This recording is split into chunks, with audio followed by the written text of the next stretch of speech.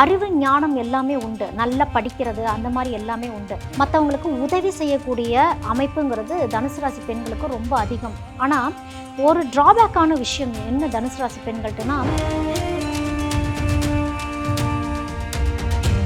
தனுசு ராசி பெண்களுக்கு யார் பேச்சை ரொம்ப கேட்டு கெடுவாங்க அப்படின்னா, தனுசு ராசி பெண்கள்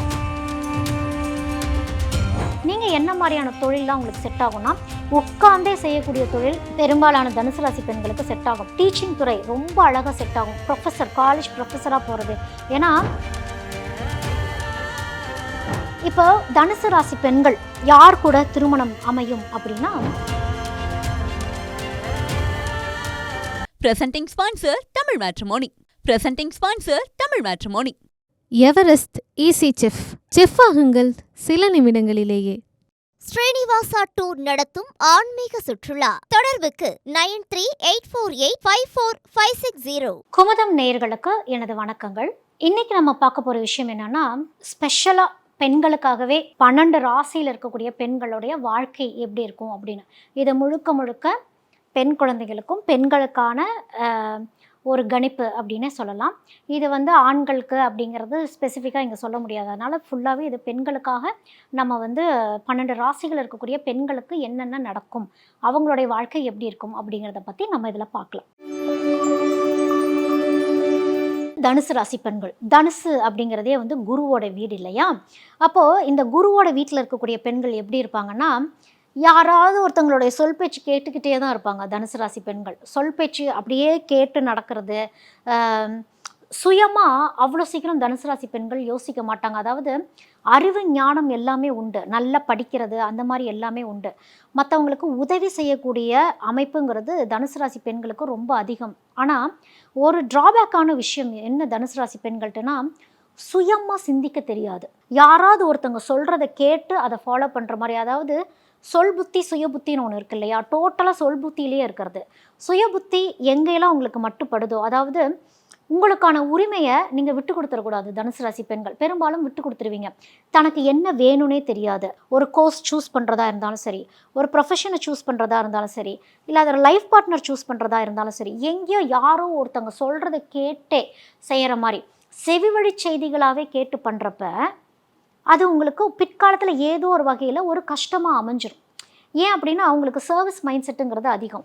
ஒரு எதிர்பார்ப்பில் ஒரு தனுசு ராசி பெண் திருமணம் பண்ணிட்டீங்கன்னு வச்சுக்கோங்களேன், அந்த குடும்பத்துக்கு ரொம்ப உழைப்பை கொட்டுற மாதிரியோ, இல்லைன்னா அந்த குடும்பத்தில் இருக்கவங்க எப்படின்னு புரிஞ்சிக்க முடியாத சூழலில் கூட இருப்பீங்க. தனுசு ராசி பெண்களுக்கு யார் பேச்சை ரொம்ப கேட்டு கெடுவாங்க அப்படின்னா, தனுசு ராசி பெண்கள் அம்மாவோட பேச்சு கேட்டு தான் கெடுவாங்க.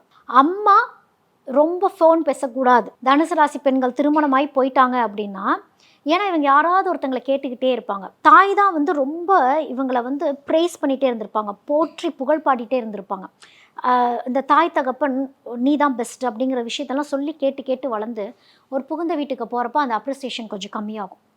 அப்போது இங்கே போய் இல்லைம்மா எனக்கு இந்த மாதிரி சொன்னாங்கம்மா அப்படிங்கிறப்போ, ஐயோ நீ இப்படிப்பட்டவளாச்சே, உன்னை இந்த மாதிரிலாம் பண்ணுறாங்கங்கிறப்போ அந்த பகைமைங்கிறது குடும்பத்தில் உண்டாகக்கூடிய அமைப்புங்கிறது வந்துடும். இப்போ அந்த தனுசு ராசி பெண்கள் என்ன பண்ணுவாங்கன்னா, புகுந்த வீட்டை ஒதுக்கி வைக்கக்கூடிய ஒரு அமைப்பு, ஒரு எனிமிட்டி இயற்கையாகவே கிரியேட் பண்ணிக்கக்கூடியது, சிந்திக்காமல் சில விஷயங்களை செஞ்சிடுறது, இல்லைன்னா ரொம்ப செஞ்சுட்டு அதுக்கப்புறம் அந்த வேலிடேஷன் எதிர்பார்க்குறப்போ அந்த வேலிடேஷனுக்கு சரியான ஒரு ரெஸ்பெக்ட் கிடைக்காம போகிறப்போ, அந்த அங்கீகாரம் அந்த மரியாதை கிடைக்காம போகிறப்போ ஃபீல் பண்ணுறது, அதுக்கப்புறம் உழைப்பு போட்டுக்கிட்டே இருக்கிறது, கடமைக்கேன்னு வாழக்கூடிய ஒரு அமைப்பு பெரும்பாலான தனுசு ராசி பெண்களுக்குங்கிறது அமைஞ்சிரும். நீங்களாம் உங்களுடைய லைஃப் பார்ட்னருடைய லைஃப் ஸ்டைலை கவனிச்சுக்கிட்டே இருக்கணும். ஏன் அப்படின்னா, நீங்கள் நிறைய கடமைகளாகவே செஞ்சுக்கிட்டே இருக்கிற மாதிரியே இருந்துடக்கூடாது. கொஞ்சம் அன்பாகவும் கொஞ்சம் பாசமாகவும். ஏன்னா தனுசு ராசி பெண்களுக்கு அந்த மெட்டீரியலிஸ்டிக் தாட் அப்படிங்கிறது ஒன்று உண்டு. ஆத்மார்த்தமாக இருக்கிறோம் அப்படிங்கிறது குருக்கு அவ்வளோ சீக்கிரம் வராது. அப்போ அந்த ஆத்மார்த்தமான ஒரு பகிர்தல், ஆத்மார்த்தமான ஒரு லைஃப் ஸ்டைல்குள்ள, அதாவது லைஃப் பார்ட்னரை நம்பி இருக்கிறதுன்னு ஒன்று இருக்குது. அன்போடு இருக்கிறதுன்னு ஒன்று இருக்குது, கடமைக்காக இருக்கிறவங்க ஒன்று இருக்குது. இது எல்லாமே பேலன்சிங்காக இருந்துட்டால் நல்லாயிருக்கும். ரொம்ப ஓவர் டிபெண்ட்டாக இருக்கிறது. தனுசு ராசி பெண்களுக்கு பொசசிவ்னஸும் ரொம்ப அதிகம். அதாவது கணவன் போய் அம்மாட்டியே இருக்கிறாங்க, அம்மாட்டியே பேசுகிறாங்க, இல்லை அவங்க கூட பிறந்தவங்ககிட்டே இருக்கிறாங்கன்னா தனுசு ராசி பெண்களுக்கு பொசசிவ்னஸ் அப்படிங்கிறது அதிகமாயிரும். அப்போ குடும்பத்தில் பிரச்சனைகள் அப்படிங்கிறது வர ஆரம்பிச்சிடும். ரொம்ப லேட்டரான் ஸ்டேஜில் தான் தனுசு ராசி பெண்களுக்குங்கிறது புரிதலே கொஞ்சம் லேட்டரான் ஸ்டேஜில் தான் வரும். திருமணம் ஆகிறதுங்கிறது கூட கொஞ்சம் தாமதமாகி தான் தனுசு ராசி பெண்களுக்கு நடக்கும்.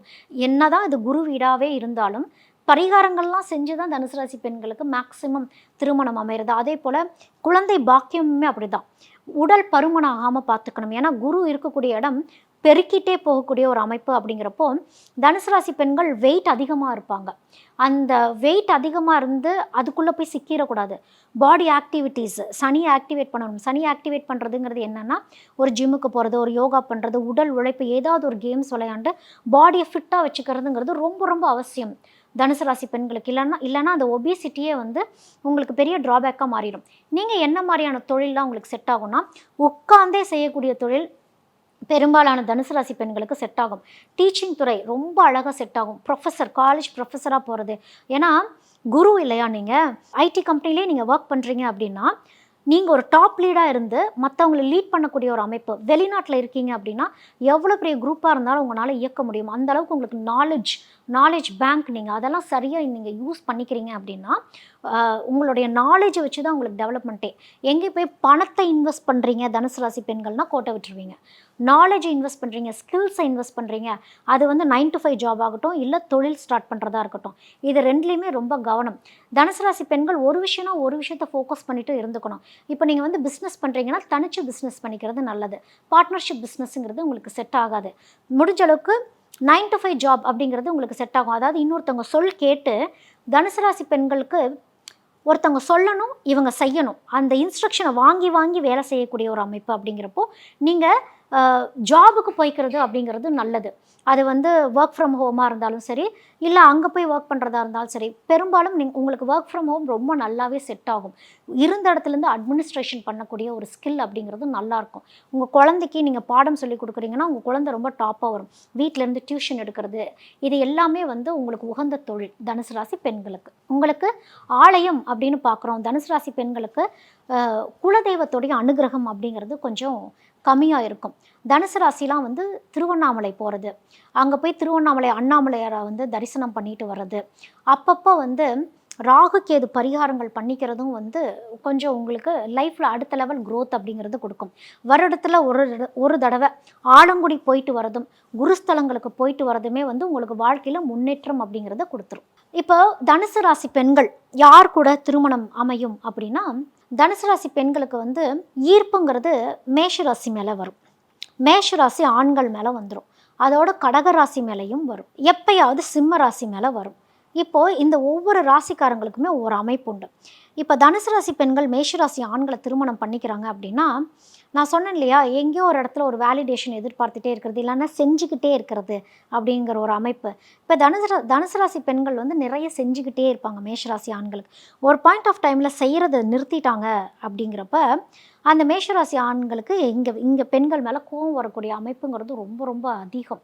அப்போ மேஷராசியை முடிஞ்ச அளவுக்கு அவாய்ட் பண்ணிக்கிறது நல்லது. ஆனால் இயற்கை என்ன பண்ணுன்னா, மேஷராசிக்காரங்க கூட தான் சேர்ந்து வாழ்கிறக்கே கொடுக்கும். தனுசு ராசி பெண்கள் 20 வருஷம் 25 வருஷம் 30 வருஷமே கூட நீங்கள் வாழ்ந்தாலும் எங்கேயோ ஒரு இடத்துல மேஷராசி பிரிஞ்சு போகக்கூடிய ஒரு அமைப்பு அப்படிங்கிறது இயற்கை பண்ணிடும்.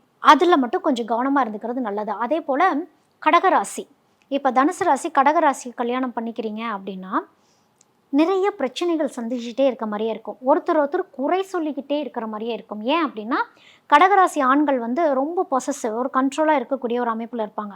தனுசு ராசி பெண்கள் கொஞ்சம் ப்ராக்டிக்கலாக இருக்கணும் அப்படின்னு நினைக்கிறப்ப அந்த கடகராசி ஆண்கள் தான் வந்து ரொம்ப அம்மா பசங்களாகவும் இருப்பாங்க. அப்போது இங்கே ஒரு டிஸ்டர்பன்ஸ் அப்படிங்கிறது வந்து தனுசு ராசி பெண்களுக்கு இருந்துக்கிட்டே இருக்கும். அப்போது இந்த கடகராசி ஆண்களை திருமணம் பண்ணிக்கிறீங்க அப்படின்னா கூட்டு குடும்பமாக போய் வாழக்கூடிய ஒரு அமைப்பெல்லாம் அதிகமாகவே அமைஞ்சிரும். கொஞ்சம் அட்ஜஸ்ட் பண்ணி வாழக்கூடிய ஒரு அமைப்பு அப்படிங்கிற மாதிரி இருந்துடும். அப்போது தனுசு ராசி பெண்களுக்கு வந்து மகர ராசி ஆண்கள் செட் ஆவாங்க. சண்டைகள் அதிகமாக வரும். மகர ராசியும் தனுசு ராசியும் திருமணம் பண்ணிக்கிறாங்க அப்படின்னா சண்டைகள் அதிகம், ஆனால் பிரிய மாட்டாங்க. ஏதோ ஒரு வகையில் சேர்ந்து இருக்கக்கூடிய ஒரு அமைப்புங்கிறது கொடுத்துரும். கும்பராசியும் தனுசு ராசிக்காரங்களுக்கு செட் ஆவாங்க. மீனராசி ரொம்ப நல்லாவே செட் ஆவாங்க. ஏன் அப்படின்னா மீனராசி ஆண்களுமே வந்து ரொம்ப வேலைன்னு இருக்கக்கூடியவங்க, ஒர்க்கஹாலிக்காக இருப்பாங்க. குடும்பத்தை நீயே பார்த்துக்கோ அப்படின்னு தனுசு ராசி பெண்கள்கிட்ட கொடுக்குறப்ப இந்த தனிக்குடித்தனம் போய் இருக்கணும் தனுசு ராசி பெண்களுக்கெல்லாம் வந்து ஆசைகள் அதிகமாக இருக்கும். அப்போ இந்த மீனராசி ஆண்களை திருமணம் பண்ணிக்கிறப்போ அவங்க கொஞ்சம் வேலைன்னு ஃபோக்கஸ் பண்ணுறப்போ, நீங்கள் வீடுன்னு ஃபோக்கஸ் பண்ணுறப்போ கொஞ்சம் சமம் நிலைக்கு அப்படிங்கிற மாதிரி வந்துடும். Presenting sponsor Tamil Matrimony.